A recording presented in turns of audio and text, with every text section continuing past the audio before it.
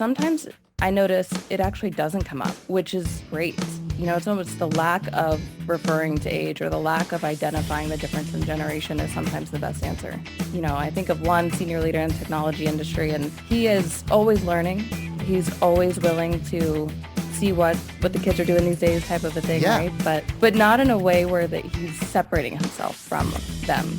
This is the Stubbornly Young podcast. I'm Dave Tabor, hosting Stubbornly Young because a while back I began to really fear that people would begin seeing me as too old to be wanted in their professional lives, and that maybe I'd even be perceived as less relevant in the lives of my adult children.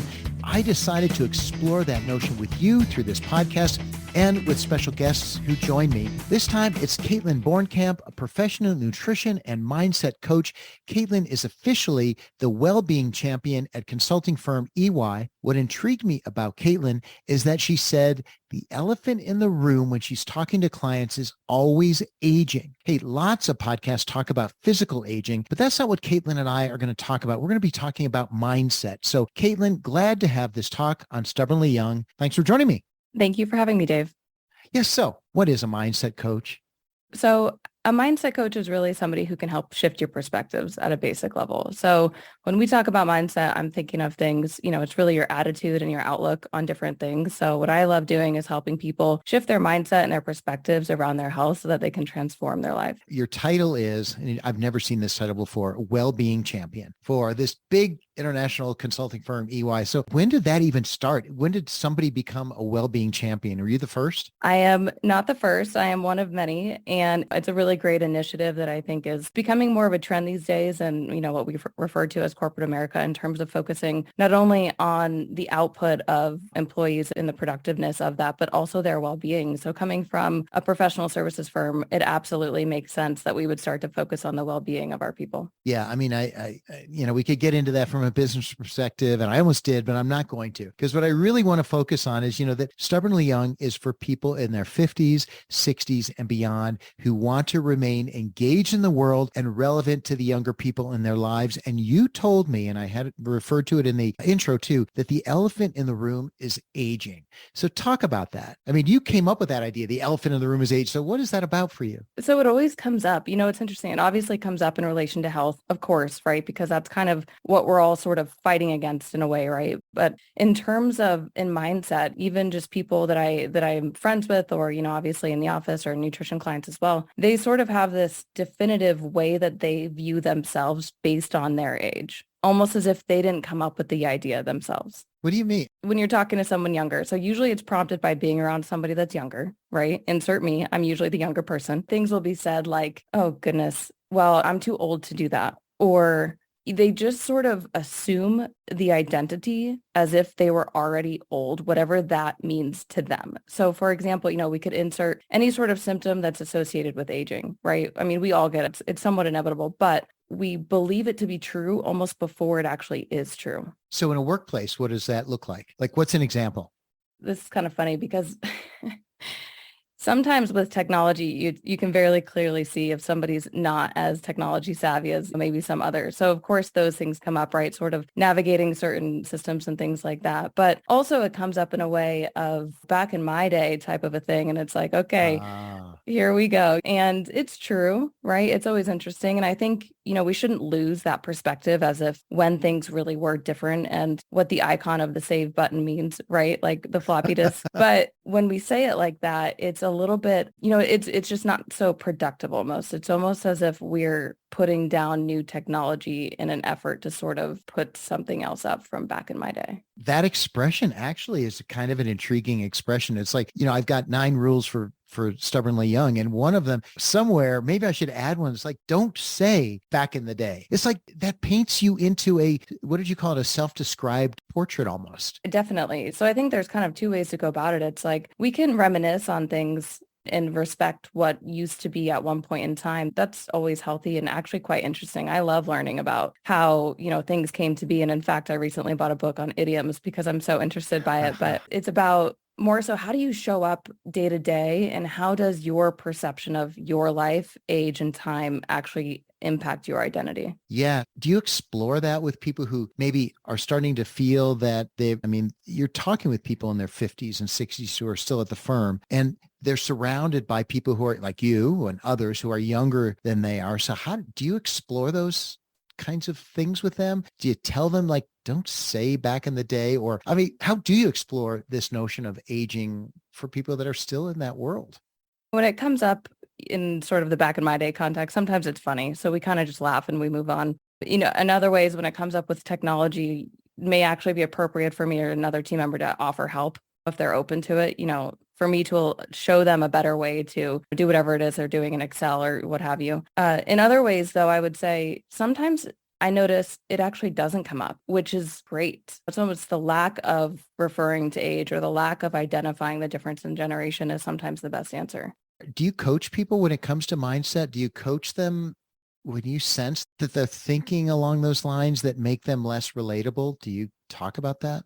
Oh, absolutely. I nip it in the butt real quick. Really? Like, give an example. So without getting into too much of the symptoms talks, we don't need to go in deep into nutrition, but if somebody's having something like an aversion to working out, for example, right? Because I'm not as young as I used to be and I don't feel as good as I used to be, and it's harder to get up and I have all the aches and pains and yada, yada, yada, right? So you really have to meet them where they're at.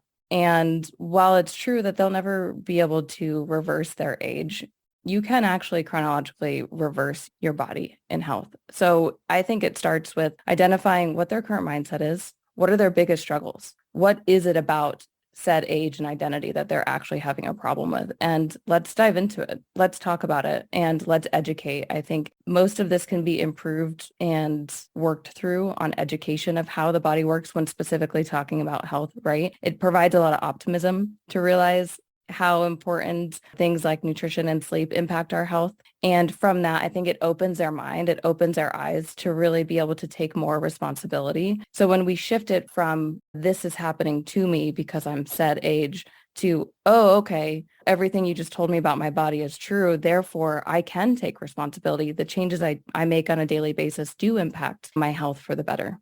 People who have seen themselves as aging in the workplace, yet are surrounded with young people, what are you seeing as working for them?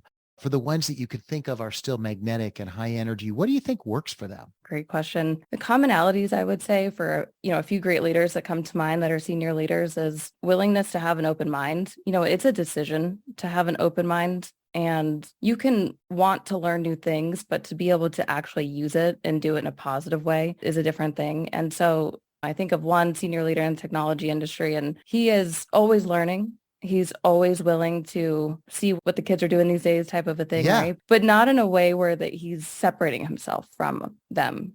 That's a cool thing to think about. In fact, one of my rules for Stubbornly Young is learn new things. And I want to talk about in just a second. I will remind listeners that this is the Stubbornly Young podcast for those in their 50s, 60s, and beyond who want to remain engaged in the world and relevant to the younger people in their lives. I'm your host, Dave Tabor, and my guest for this episode is Kaitlin Borncamp, Wellbeing Champion.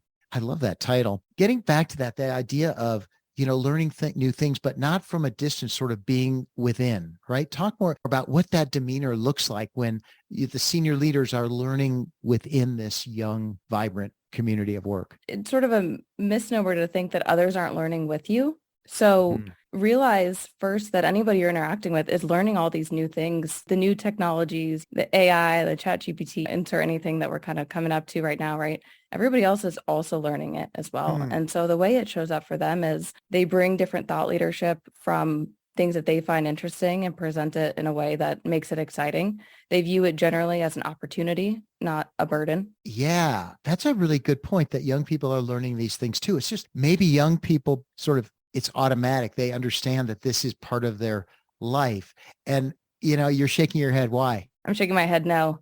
Well, I always think about things sort of in patterns. And so when you think about all of our lives and what was present at the beginning of your life, right? Yes, that's true. Maybe I had more technology available to me at a younger age than, say, somebody, in their 50s or 60s. But I would also say that think about the total change that somebody in that age group has experienced, right? They have seen a much wider array of change. And so we're all always learning. And if you think back to something like, I would love to know what people of, of your audience think of like the first time a cell phone came out or the It was internet. big and heavy. Yeah. Yeah, right. The first Yeah. cell phone were Yeah. huge. But what did you guys think about the internet? That's an interesting question, because what's different, I think, about what I experienced is the internet when before you were, I don't know, able to use it. You were certainly born, but you weren't using it. It was such a slow developing tool when it first came out. Everything was so slow. You could do very little. You had to type commands, right? As opposed to the speed with which it behaves now. So yeah, the experience was way different, I think, as it evolved. Is that, yeah.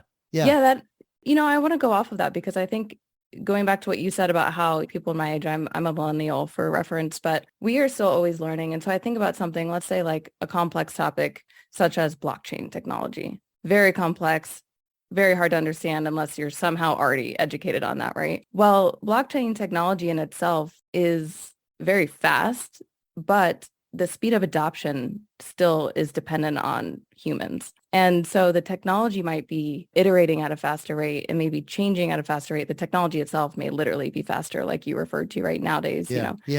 It's so fast. My first guest is a guy named Mark Schaefer, who's a best-selling author, international speaker. And he said, and he's my age, I guess, in 60s. And he said, when a new technology comes in, you mentioned blockchain, it could be that, it could be NFTs, and it could be other things. But he said, the first thing he does is grieve for a couple of minutes about the fact that he's got to learn something new. And then his philosophy is, we'll just follow my curiosity. And so to your point, these things are, I spent, how long did I spend? I don't know. I watched 4 or 5 videos on nuclear fusion, which was the one that just happened. Anyway, and I get confused. I still get confused, but I watched like several videos about it to try to figure it out. And I guess I did follow my curiosity. Exactly. Yeah. And I would say, the same information is available to us all in a sense, right? So even though I may be quicker on a computer than somebody in their 60s, we can still find YouTube. We can still learn, at the rate of our curiosity. Before I move on, because I still want to explore a little more the work that you've done, if you've got any specific examples of people in their 50s, 60s who are wise, who are experienced, who have a lot to share, who talk to you about, to the extent they feel relevant in their current world, surrounded every day by more and more people younger than they are. Have you talked about that with some of the folks you coach? Yeah. And I would say it's important for them to find specific meaning as to the value that they provide, right? And to go off of that and to build upon that. And they can be, one thing that I think sets them apart is recognizing how much wisdom that they are able to provide the team. Like you mentioned, growing number of young team members. We hope that we get wiser as we get older. And so they're really able to bring a unique perspective. And if they don't let the aging become sort of that first barrier, then it really just opens up to be, such a great value add to the team. As a millennial, I'm no longer the youngest generation around, right? In the workforce anyway. So I feel it too. And the generations below me, I think of, what are the kids doing these days and the TikToks and the things. And so I'm also feeling the same way. And things happen faster these days, but it's kind of like your last guest said, which is, okay, let's grieve for a minute and then let's move on and let's adapt and let's move forward. Because at the end of the day, that's what we're all here to do. We're all here to move forward. My sense is I don't love viral content or trend, fad trends that come up. And so I sort of have an internal time clock where I say, all right, I've heard of a new idea. Let's see if it sticks, right? Because I don't want to just go dive down some rabbit hole if it's just going to be another viral trend and then we forget about it a month later or something. So I'm not a super early adopter, but I will say I do follow my curiosity pretty regularly. So I'm with you where it's like, okay, if a new topic comes up, for example, ChatGPT, heard about it a little bit until finally it was a couple times I've heard about it and I said, okay, if this is real, right? Let's go check it out. So I watched a YouTube video, I made an account, and now I'm using ChatGPT. Yeah. I was too until they locked me out. I got to subscribe now. But no, ChatGPT. Yeah, it became it was almost like a party game. It's like, okay, let's write a song, about this. And you feed a few things in and out it comes and it's kind of fun. Or a haiku about that. Or I had it write a love poem for my wife. That was kind of fun. Did she like it? She rolled her eyes and yeah, she kind of did like it. But I think she wished I'd actually written it. So no, it didn't really count. So anyway, based on what you're hearing, Kaitlin, and learning from your clients, what are you going to tell yourself about this notion of staying relevant, staying engaged as you get older? You're already you've already described yourself as a midpoint, like, because there are people younger than you, but yeah, I'm not sure you're quite there. Mm-hmm. But what do you tell yourself? Keep learning. I love learning. And I just think it can change your perspective. There's always more and more information coming out. And I have a long list of books that I love to read, and I love listening to podcasts like this one. And so really my strategy to stay relevant myself is to keep learning. What else are you seeing people do? When you think of the people that are at your firm or other places that you see, like the most vibrant, the most magnetic people in their 50s and 60s that you think are doing a fabulous job staying stubbornly young, what comes to mind? What do you picture? What are they doing? Yeah, they're taking care of themselves physically and mentally, I would say. So in terms of physical, right, supporting their health, their sleep, their nutrition, getting movement on a regular basis, they're able to prioritize that kind of first thing. So they're not pouring from an empty cup. And then in terms of, mental stimulation, they've aligned themselves and their work with something that they genuinely enjoy. They love it. They almost couldn't not bring that energy to work because they're so aligned with what they're doing on a daily basis. Yeah, that makes a lot of sense. So ultimately, I mean, what I'm hearing you say is that the best examples of people that you work with that are stubbornly young are taking care of their bodies. They have a level of physical energy and they're mentally aligned with what gives them happiness, joy, productivity, whatever that is. Let's wrap up. I'm your host, Dave Tabor, today on Stubbornly Young. You've been listening to my conversation with Kaitlin Borncamp, Wellbeing Champion. I still love that title. Kaitlin, glad you could join me. Thank you. Thank you, Dave. Hey, listeners, this has been episode 3 of the Stubbornly Young podcast for those in their 50s, 60s, and beyond who want to remain engaged in the world and relevant to the younger people in their lives. Will you please do me a favor, help the podcast spread by submitting a review and sharing. Catch you next time on Stubbornly Young. And that's that.